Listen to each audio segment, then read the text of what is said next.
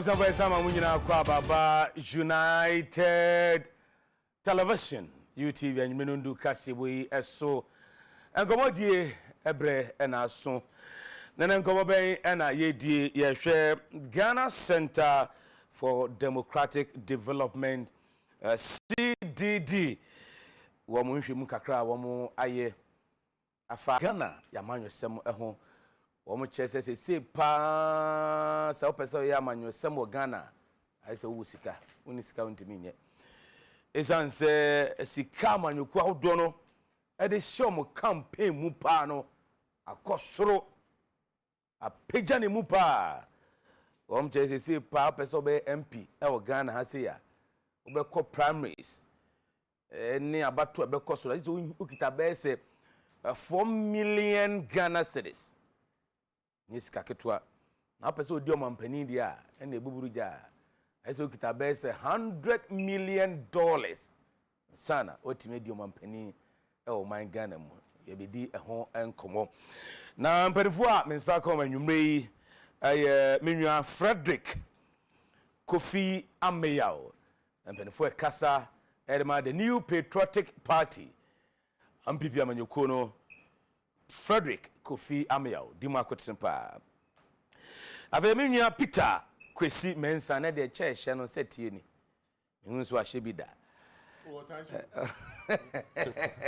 Omo yo made no tanche A member of the NDC communications team on so we come home Menya no mo akwaba Bongo Osu di na ye Bongo Yes Bongo okay B-O-N-G Bongo before Wenye Congo soja Fred na bibia boko na minimum diniye na so adom na MPP aso ye boko na minimum kuranim ni bibia ye boko ya so ye se wo mbeka ya for the last few months ago just a minute yeah national delegate conference e wo Kumasi that community into the regional delegate conference constituency as a matter of fact. And what happened in Kumasi, see Kumasi there, they say party no united and strong, making sure say you be call 2024 election, and more especially and check you be able to have an year any at the timetable nearby. Okay. You call 2 polling stations, electoral area, that 2 constituency, that 2 regional, and aba national. Now me you do national, no mean now na and I'm dreaming chair opening Stephen Ayesu in team. Okay. National chairman hopefully oba. Me gidi mapa. Say in prenimu a obey there or never boy and me break it because of his commitment and sacrifice and tenacity to the party. For that matter, no obey susudia ama amanyukuni say ye ko ye nimu a your sum your former to huache. And I'm very strongly convicted say this time team. Everybody chairman of the New Patriotic Party. Okay, Minya Frederick Kofi Ameyao from the MPP. And I'll tell you, Peter Kwesi Mensa from the NDC. Peter, Mwakwaba. Minya Bongo. Major Sopa. Minya Bibiabo Kode. Adom Ahiye. Yame die nkwache. Yeda na seda. But uni me say no over Nyama Ejija. Nyama Ebutu ama man Ghana. 1 minute. Un say Akwesi Mensa masheme black na masheme red idie. O man no baby a yedru no. I was here can you boom. Na ye geomani si wo. Enti yem na ye me say could ye wo tax ye be ye friendly E11. Nyame ya do ma chena. Demonstration ke sie e ba so man Ghana concerned Ghanaians across the device. Omo ye sukufo, omo ye fitafo, omo ye adrobes, and Okada drivers have the omo ba bebom. University student the omo ba bebom, polytechnic force omo the omo ba bebom. Just say Ghana fo omo se sabre bongo. Eniama nkoye ye tie ho agumonten so say demonstration. Na Forum for Development and Accountable Governance miankasa meka ho menua kodwo dan kwa de lali so opone na ye le yeso ye ka ho a ye Ghana for na nyina ye dodo ye membership no almost about 4,500 yen so ye throw your support for a China demonstration na e ba so okay China Forum for Development and Accountable Governance ye join all concerned Ghanaians na ya tie ho asimonten so say sa momo tax we nko ade ye ntua we kufu adoban Minya Peter Kwesi Mensa from the NDC and hotel in Kano I'm say China never basunti. Yes. But the issue does ponso. I see kama nyuku ahodo no di wura campaign mu. CDD chese anoa ya denepa. Frederick Kofi Amia me shasi mfamfiri ho no. Sanhwemu a CDD aye. Bongo. Answer na meba ono Mr. Be sima na me kan simbi. Se wo hwe Ghana ya bakosemo a especially the Fourth Republic, you would realize about 8 minutes. Matthias, in Pim Bebreno, your man who call on him one way or the other. Okay. Either your free force majeure, and your man who to me to say natural disaster, pandemic, here, see, into now, my expenditure, no, and now seek a dinner now, wakon homa bono, now ye be over, Tina, which they kakra abba. Ebi also ebi awo oman penina na say aban no ntimi hihye omonnyoma ye ana financial incompetence. Okay. Na eno so e de ho kire aba. Na obe realize say empen bebre no esi a ne ye true meka broni beka a cap in hand, then we run to the Bretton Woods institutions, IMF, World Bank, ne akwaje besia ne ekeka keka ho. Ye kɔ ho abrebia. In fact, we had a structural adjustment program, the PAMS card under JJ Rawlings. Ye buy ye omampaniku for eko HEPIC. John Mahama mreso oko IMF for a bailout for external credit facility. Na se ye ko ho bia no a omo de nhihye bi ni nhye bi eto oman no so. Na san nhihye ne eye nhye no de to oman no so a ede ahohiahia ebre oman no. Ebi ni se ye mfa wo adwuma, ani se mo fa nkofo wo adwuma ebi a subsidies am de ma fertilizer. 1 minute ne so. Now we ram a topic. Enti me ka kopim se na do danko Akufo-Addo. Because of COVID, anybody make a cascading effects. And who are watching Abanya Ghana, we are seeing for US, UK, Germany, or Munina. This time we are saying, say, you see a true maker, a quabro from her. A more and my besia, I be say tria, no more some French, she more than and 2 years net to me from and Chile. T.S. Regana for ya this day. Okay. Yen Titi more in Kakra, near Fakakram Topin, so near for a year near your one drew. Okay. Even say you use that. Any any other infrastructure activities. Until only na mechanical, until almost you want to add and yammy one NDC for the at the papa be a baby man be able to do in Ghana card and see a passport. No, I'm catch your more supporters and more register for Ghana card. But Ghana card a passport. Okay. Until young call CDD report. Congo, you see the idea should be a bear, you know, no one idea wants to buy. Kebi Mamin Kebina in Nayabia 2 near boarding. It's expensive and it requires money. It's kind of idea. Okay. In fact, say what the campaign a cheer, you realize it's easy. For example, also obo a pro, say the election a national character. Maybe even in inter-party elections, open national chairman, secretary. Also, visit all the constituencies near the other. Okay. Oh yeah, Ebia Opesobe president. I say, Amanyoku no eto Swaba. And number 2 Swaba so I started from polling station because of the delegate college, So you have to make time. Now, so that time now also making any utukwan the logistics involved Okay. And so now we Amanyoku de also ne Ghana force will be doing some commodity and how you carry your message, the medium, the conduit, and also requires money. You realize that in recent times, because of social media, any other means of elections, it requires you have to be involved in it. Kaneno nanka yadodo endorsed. Kaneno na ebia ye TV sunimu din koma enough. Now you have to go a step further, engage people on social media. And you know, also print it in character to carry your message. So the whole enterprise of politics and our party politics. Billboards are cashier for marketing and branding is extremely important in politics. Billboard but Osha make MPP. Yeah, 2020 election. Billboard be you actually remember me. Now you're the young people. Like when you see it, it catches your attention. You connect to it. But that notwithstanding, I think at some point, you're overstretching a kakra.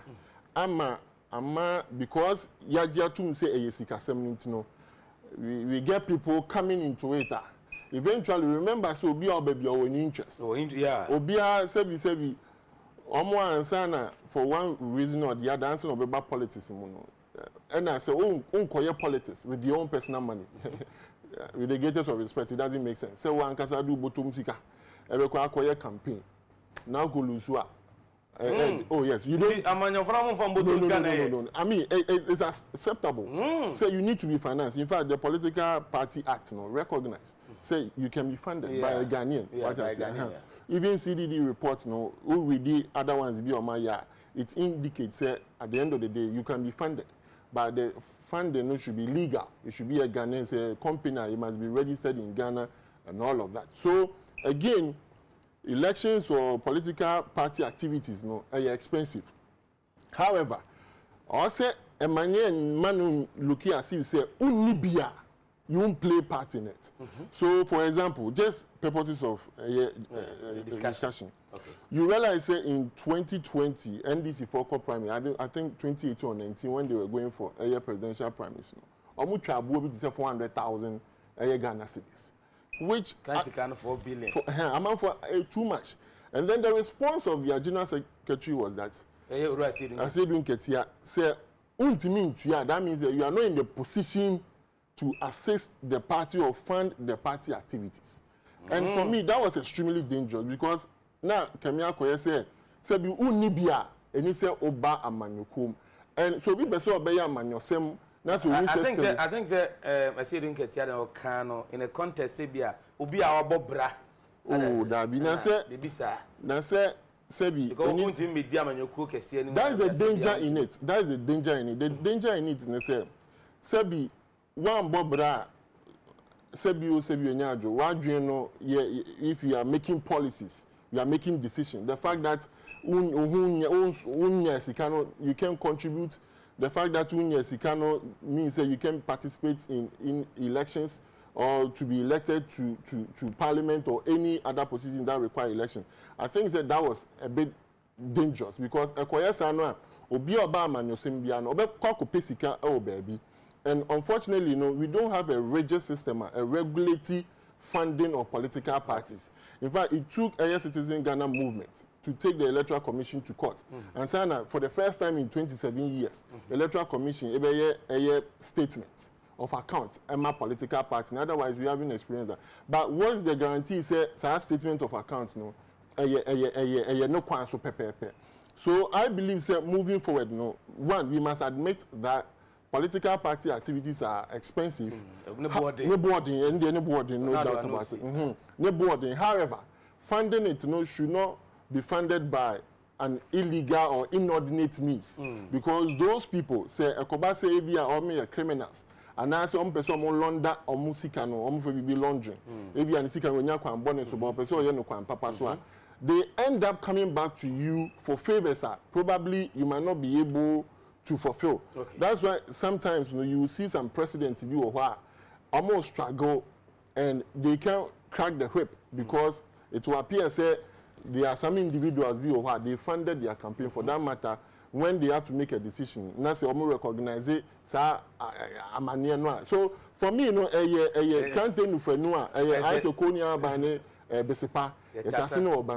so funding political party activities is extremely expensive. However, you must make sure say political activities now. Frederick Kofi Ameyao from the NPP communications team now turning Kano. Namenko Peter Kwesi Mensah. Peter, Osha CDD reporter, Mr. Ekutabia. Just 2018 so be so be Marshall Jenia.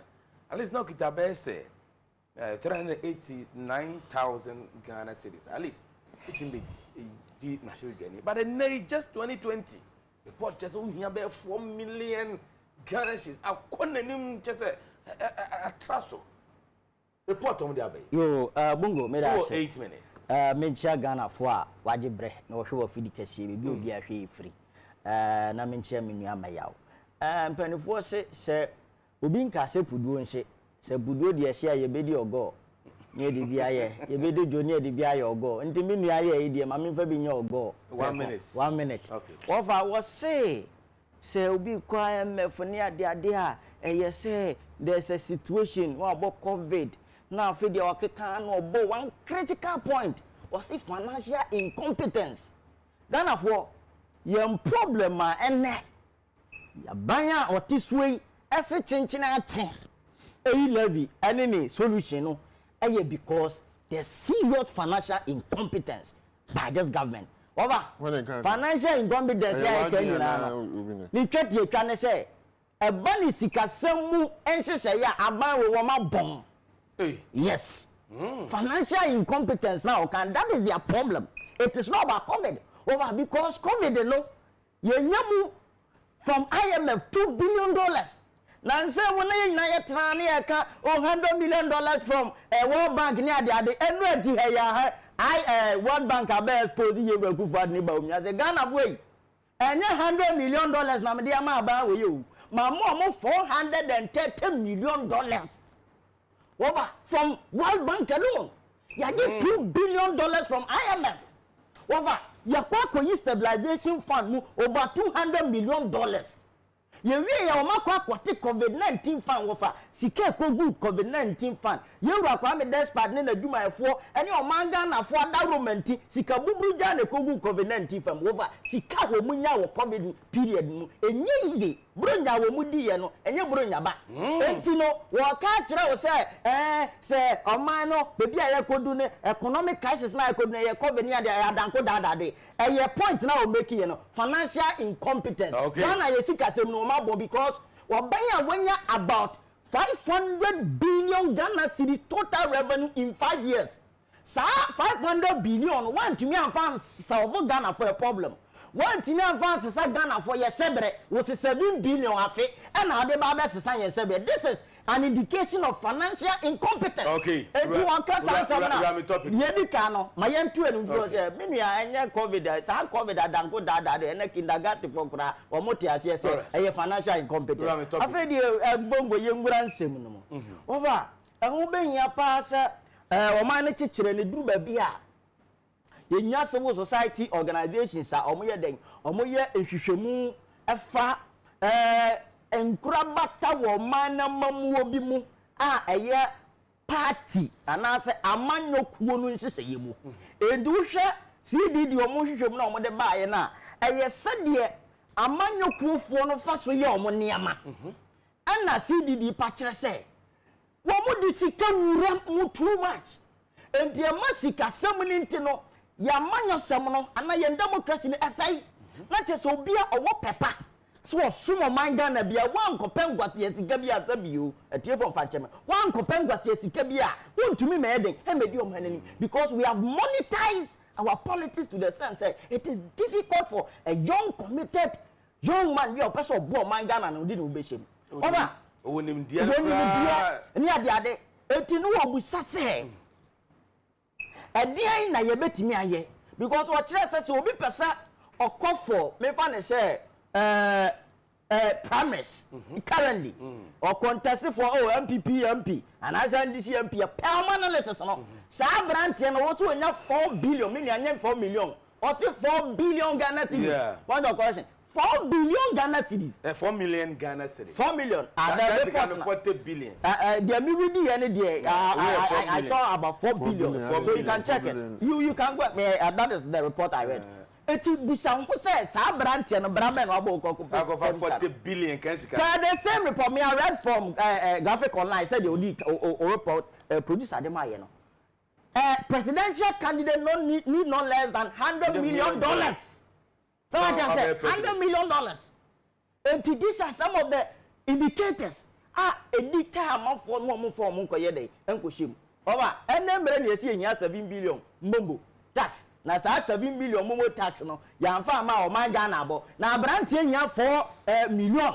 Ansa na wotunya contest bi wode koye for contest keke no. Na ya 7 million unze no ya dango dadade. So what I say these are some of the factors. And yama yes penny sikano was during election no. Election period no you timi to talk cast head the man for monetization na e can no you to talk the sabio your friends say ekumo su na de ko da amanfo yetumi ko nkurase akoto tea ni bread your friends say tea bread ya to magiri ni ade agum ya to sekan ya de aka ho ya wia ya pe your friends say one anti bud ya shem ya package ya de da Ghana for. These are some of the expenditures. And you are from that category edu a point a ye cars ye see a dine at the mama for said ye be ye beto abama.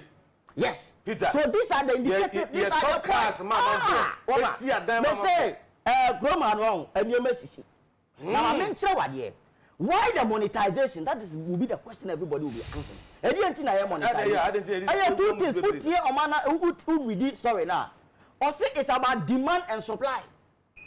The demand from the people so to this we say no ya hwe ntimamufo and ya hwe politician no enti politicians no dia omo dia ne ya supply okay and demand na ya ntimamufo dia demand free politicians no so wa ntimamufo no hu ni say onya betena ba nwa ne so pe empuntu abo no enti at the end of the day abato bredu no nko ade ma me kakra sikana wa hodo di agu ono wa ma me kakra nkodi a menye dai me nkoto aba party mpanifo no eduru se ye mo petu bi na omo de anode ne ko daada maburu no omo nyanya tumi ni wiane adoje maburu enti abale sa na maburu no eye se do primaries na upe mitumi upe mabade a fasikato. These are some of the factors from the demand side. Okay.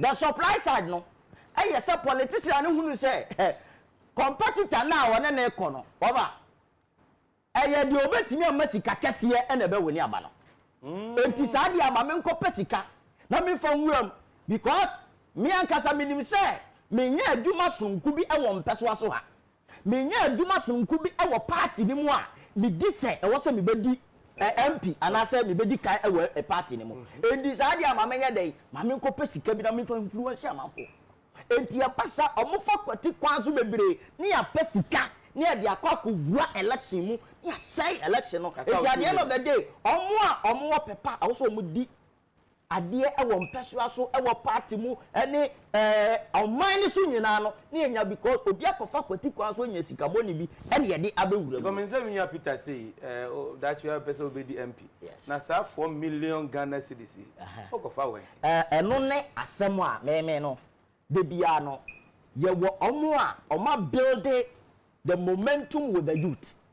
Enti from the basis no ebi mo wo ha omo hu ye hu omo nepa omo ye omo ewo omo mpeso aso enti no sometimes irrespective of sika amafo de ba bewuam enam nipa ne nepa wa ye ohoni enti no ye den ye to abama no but my point na ka tu ana kan pese me reji the second one enti ye ka why the monetization ye hu the demand and the supply one key thing has to do with the source of their sika amu pompi egu elections baby omunya sika no di wurawura ehine mu okay baba ye wo kroma ya so obeka ya ambi before koya congress bi wo your friend is saying Cape Coast imi tumira na ma kiresie aha yanko graphic online na Ghana fo nyina enhwe bi we ye 27 February 2018 presidency gifted MPP 50 billion for Cape Coast conference. Yewura Obiri Buahia no ye deputy general secretary for MPP. When I say presidency gifted MPP. Yes. We are graphic online 27 February 2018. 50 billion Ghana cedis. And I'm now. I mean Ghana for 50 billion Ghana cedis. We Obiri Buahia magazine mensa. Graphic online 27 February 2018. Enti we be a party for ni bi yo musika wo modi upon monetization awa abatuo mu no yewura Obiri Buahia na me use no as a dance say ye from presidency Ghana for your tax ye to sika kakra no and ye 50 billion OCDs and ye de koye MPP Cape Coast conference enti at the end of the day some monetization na ekoso ni nyira no sika na free baby free me no me no taxpayers money and ye this acquire monetization no enti impuntu nyuma wa say ba no yamfa ma ni akwakọ tabiri se sika to chopuwe ye de akwakọ ye de so bia no me de ma no akọ na bia wabam ye beto about 2020 saba kaya auditor general na say audit service for and the document bi ba bonten we me de me say me tumra na ma chesi sa we ye dated 5th October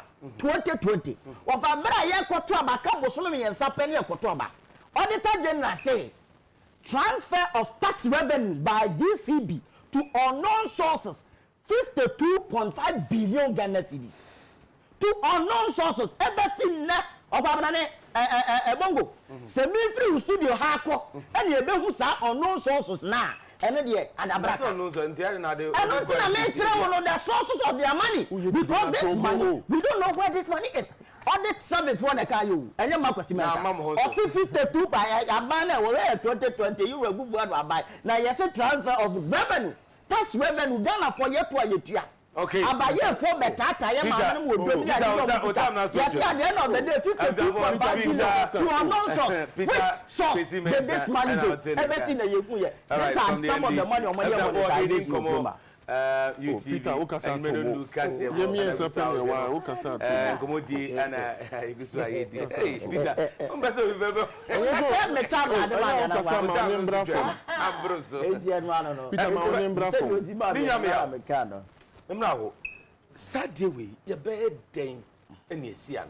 because obi wo opposition obenyankofobia me na so ase nti obaba mu a na sankofo no ese omom contract akese no omde ti omoka what dey say sadie no yade a edi omaninya bongo no kre bansa na no o kan sim bi say 50 billion baba mu ko de kada na nim de da 50 billion the party responded. MPP debanks claim presidency gifted 50 billion for Cape Coast Conference. In fact, Obi-Wan was dragged to the steering committee to answer and he apologized. So of course, their propaganda of everything else. Obi-Wan has some kind of and you can say you do you do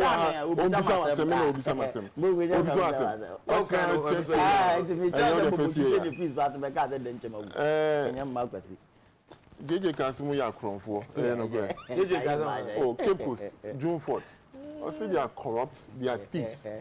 Is it true? Anyway, so for me, points now are reason critical and extremely essential. And a medical canon. Now Peter can't see me, menene ya adwene. Say at some point, at the grassroots level, and I think that sometimes the party deliberately don't do that. Also, you start to see a grooming crop. For me to say David Cameron. Okay. The Papaya or Prime Minister for UKCCA. Okay. Boris Johnson. They were groomed when they were young. Okay. You know, almost said that the Labour Party and the rest, they almost said that to say Barack Obama almost said that to say so that some of the mainstream politics now ain't yet so difficult because there's a deliberate attempt by the party. Unfortunately, in the political ecosystem of Africa and Ghana, you said that and yes sir. So it doesn't matter how popular you are. It doesn't matter say that Peter can be a grassroots no yeah dear pa. But still now you will need money. What you say? Obi to say Samia Uku or contesting elections be winning, but he will still need money. Do you get it? Yeah. So when it comes to monetization of our political party activities in there, ultimately aim detached from it. Okay. However, I see making sure say enquire the boroso because all kono ba say you who share delegates. Waka jen say mpese o to abama me. Enti no free way fu mu bra. Free nkwankwa nyi ase bra na betie masem. O kwantini kan che ne say fa won sapan sa akosa akọ. At least ne lawyer fair dey. And I say news will be there. Also, and so as I said, they are broso. Abroso because of the fact that the demand factor which I support him. Yes, we can be.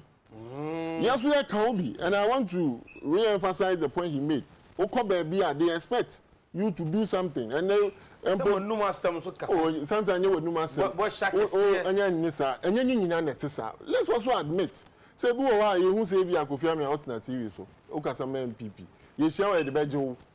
If me be me for such and the number of requests I get in terms of financial support, Bubuja.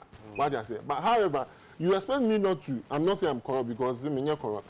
But you expect that well, any final confess can free. What I say. So clearly, no, I can't tell you for no say try.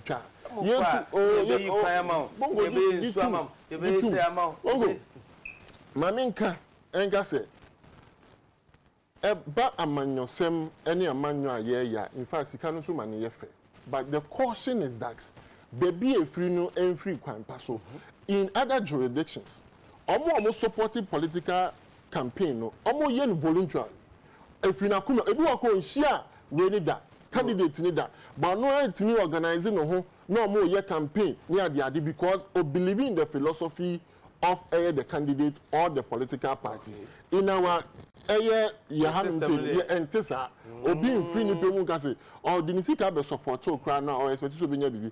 let's also admit that there are people who genuinely will support your cause or expertise. I think the question most people know the question CDD for adding to Ghana say because one the demand factor delegate and now to abano electorate no demand this ikano and then see your first can back because we do I think say yes, sports Obama. That young man also contest war. Say Tano ho baby. Na I'm for budget so I know because say when you are to man. On your bed 3 vote. A crowd of film. About take Rako. So clearly no. Say if Omo nipa bone for say this atmosphere in a country say oh there's a demand and there's a willingness to supply now. They will come in and support a candidate and a campaign, which is the danger. But the politicization or TC more Tifa Hono. And I hear Mahomete Kakra. Or the Guaman Yukoba. Because Otnama NDC, Sebu, and Joshua can do can, but or can no affinity. What I say? Because you can't manukua Sebi about financial incompetence. Say about say ya bon. Yantutu yesika semwa is the NDC, and you know why? Me see, Jomobe can be is premise on one thing. April 5th, 2015, the NDC, okay, John Dramani Mahama, His Excellency, Opejan and Sa, I can say, Obanu Mintimin Bubio, essentially, ya windam naka dompe, into no IMF, Mombra, no more policy credibility. Bongo, you can't see policy. What's what can say? Ya mama mensa so man Mintimin Bubio. Nti IMF for mombra na mama policy credibility. Policy credibility ni say bi amemo na me bu no minim wani onyam nti me kosika dwaman so a yembume yenhweme yemma sika nti mombra mo betete me na mo nkyira kire me kwan a bi meti ne tiasi kwamu a bi me kwa sika dwaman so a obi behu me mobo amam sika, and that's what they did, and that's not what we will do. In fact say o hwe sika semo totua ene nimbu ya. The MPP has always demonstrated that even in times where there are challenges, you rise above and make sure, say, we stabilize the country and restore the laws that we have gone through. You might not admit, say, COVID, but I can assure you, say, we share the statistics. Any of them won't try yet to. Oh, God, if I couldn't be chat to them, I say, you must be say, Sika Baby Bina Mujamudi, year then 6 billion a bear Mudena. Ghana, I want you to pay particular attention to something. Omanpeni John Dramani Mahama edged to the last statement of the nation say you see kasem krabia no what say the financial sector arena no what say for that matter something needs to be done. Bongo ye buy no see yankofa 20 billion Ghana cedis and support the banking system. Me sure say you try okay call bank me boy. Best point. All your life savings. It doesn't matter when. One day nkabe sorry anopa. No bank. Now baby I would do sika toward the beyond your life saving. It could be 50,000 cedis, it could be 100,000 cedis. Bank be sure when you catch you say, we sika na would be better one, sika na shit, and there's nothing you could have done. Hey. We have made land savings and loans. What happened there? My money ya bubo no. And then sika no do control no do a catch and say, ni sika ni obi no. And that's what would have happened to everybody. We have to God is love and just a motors. Who do sika kotwa koye savings? Oba koya catch you sika na shit. And that's what would have happened to about 4.2 million depositors, about 1.2 million Ghanaians, and come savings in Nabashi. Me pese Ghana for the many cautious idea. Say ye bisa say the ne this kana ya, the this kana ye no. Me senkenye ebusuafo ne soma senia tumi akọ secondary school St. Peter's. And nay and found baby a free so free call wawasi so free pipiasi to Uti East Legono. So to Danyamiu. Ubetimi akọ secondary school a sika sem enya consider nti so bisa say sika ne de yeden a ye de hwe se Ghana for mabunu ebetimi akonto aso school asikasem nya akonsi ma me fama no si na me nka se enfie 9 ye da sumu and who read the energy commission report dumso mama time 2012 to 2016 ye da sumu and Oshe Ghana Energy Commission's report 2013 to 2015 executive summary omo can say be assume na Ghana for them no it's not because say ebia ye ni akade na mfidie no nemo ye sikasem so obi say ye disika ye den a ye de amawo enya kane adem a say bi o so ya no party me to atade unya onto so say oba na say o so ekọ adwuma obeto atade oba na say wa bra utimi relax ehwe UTV evening news etimi dwudwo won so o we sia so bi susu wo fa na eda kama kane ne na nkan korampo omo koda ATM ase no me dey sua de it happen in this country under John Dramani. All right. Frederick Kofi Ameyao, a member of the NPP communications team and out in Kano. Peter. Minya bongo. Yeah, sorry, sir. More for Koni, more tapa kwasi as you see kwasi ordino betimi aka manso. Minya Ameyao wa ma mesia fema mano. I don't know, see after. The edi kan. Ofa, you see eya na mentia se MPP for omo mpanifo ne mo hu fact na. Nti se omo kasa se de be ya omo contradict omo ho a. Won se de Minya Ameyao te ha or demonize IMF. Te said the IMF no a demon. I would do what to Tenkrunania Casacania to tell. What? You will have President Mama Bedia Bemono. Untian ye. Sikawa Joe IMF and do $1 billion. Untian ye. And do $1 billion. But all ye didn't Casana my department. Any diem patch. $170 million. To go and check it. And no, what demonizes us, he cannot quadri IMF. Over, mo chere mo kakra, mo ba bemwe, makwa quadri $2 billion. Yet in Copa Edinema. Indian Quad, you din kakra, no Casama Yedi. One now, Tiana, who painted picture to say, IMF not to take good one at all. It took up and all much just can hear you tell tea. And to pay the mama, bank IMF, will do Ghana, was Ghana. As you put Sika, up to $1 billion. What was it? $2 billion unprecedented. As one met now, oh, Cassette said, you quite no, as Yasigana. But you have gone there for $2 billion. Okay. And then Tinamoya double standards, sir. And then Tinamoya, you put your command on the Amunya, sir. You are supposed to be a bongo. I mean, Yamaya pa.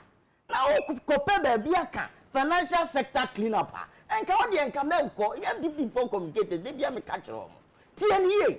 Well, catch yes, it's Kana or Modiano, and then Modia. Now, money 21 billion Ghana cedis, and you're good Ghana for bank Bobuja.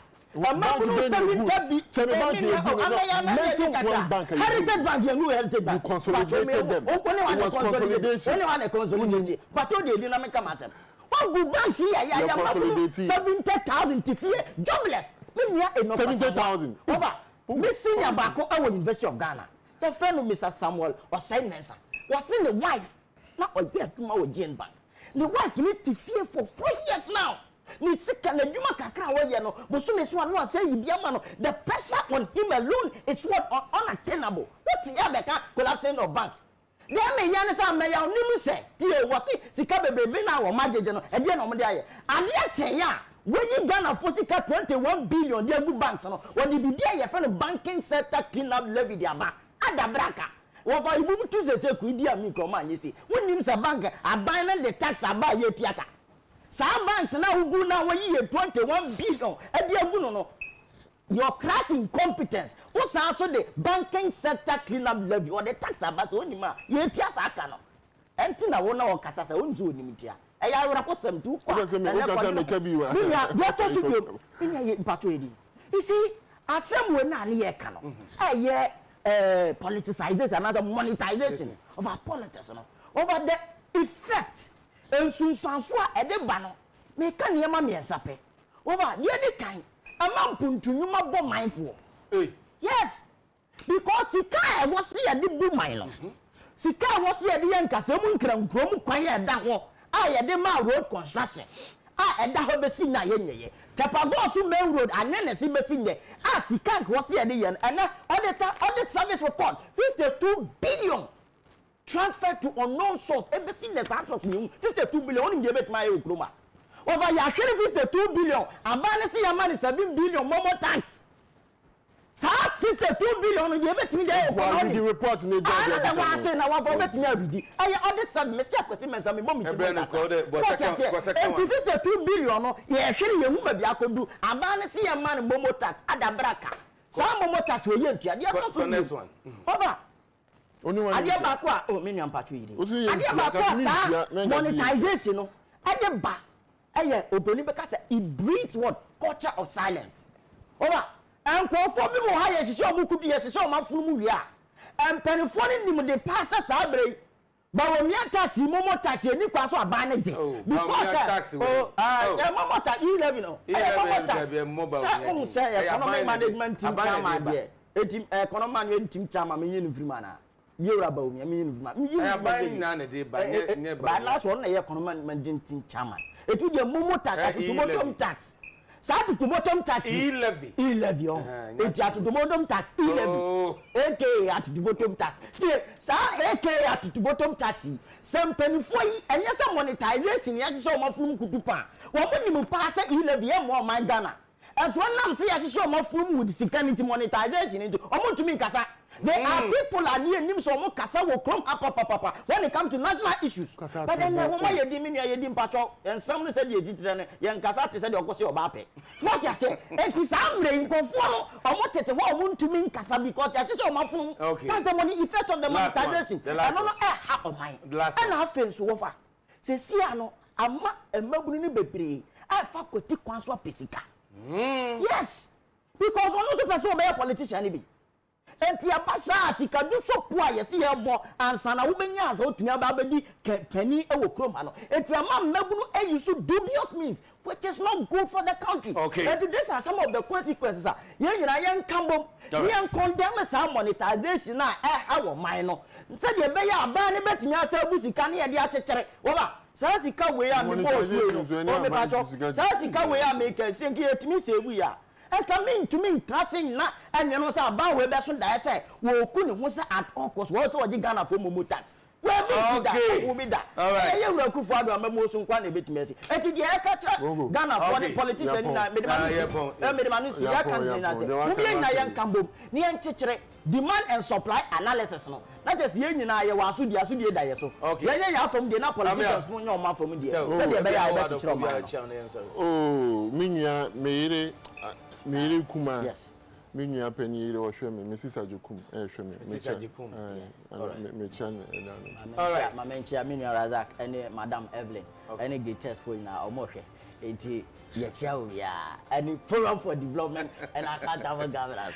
All right, Evzavo ha ana nkomono yedimu AC UTV anymenundu kase na yede ebremo meda bedwafo ase Minya Frederick Kofi Ameyao Mpenefo kasa de ma NPP amanyoko no Frederick Kofi Ameyao de ma kotrepa ana Peter Kwesimens and de cha wo sheba esetie ni a member of the NDC communications team mera production team nyina ase o ma badwuma papa minti mom nyina din Monkala Mark Abuama Bernard Arthur na Dr. Okito mu nyina ma ya de pa was it okay your friends so also go Peters. Okay. All right. Ana demu AC Kasesha se hotel of Mame Fiachre Sidu enka. Abisa for me the David for Safo. Ana demu AC. Amen ko bibia. Akamu.